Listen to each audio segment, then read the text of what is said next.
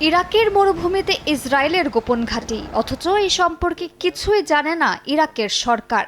Wall Street জার্নালের প্রতিবেদনে বলা হয়, ইরানের বিরুদ্ধে ইসরায়েলের সামরিক অভিযানে সহায়তার জন্য যুদ্ধ শুরুর ঠিক আগ মুহূর্তে এই ঘাঁটি তৈরি করা হয়। ওয়াশিংটনকে অবগত রেখে এ পরিকল্পনার বাস্তবায়ন করে তেল আবিব। ওই ঘাঁটিকে ব্যবহার করা হচ্ছিল ইসরায়েলি বিমান বাহিনীর লজিস্টিক হাব এবং বিশেষ বাহিনীর অনুসন্ধান ও উদ্ধার কেন্দ্র হিসেবে।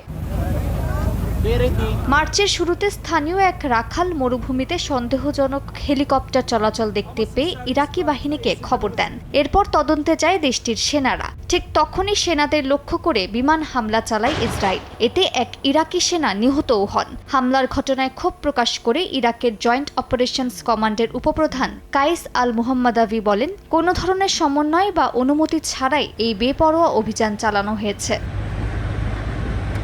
প্রতিবেদনে আরও বলা হয়, ইরানের ইস্পাহানের কাছে একটি মার্কিন যুদ্ধবিমান ভূপাতিত হওয়ার পর উদ্ধার কাজেও যুক্তরাষ্ট্রের সেনাদের সহায়তা করে ইসরায়েলি বাহিনী। এমনকি অভিযানের নিরাপত্তা অজুহাতে ইরাকের ভেতরে আরও হামলা চালানো হয়।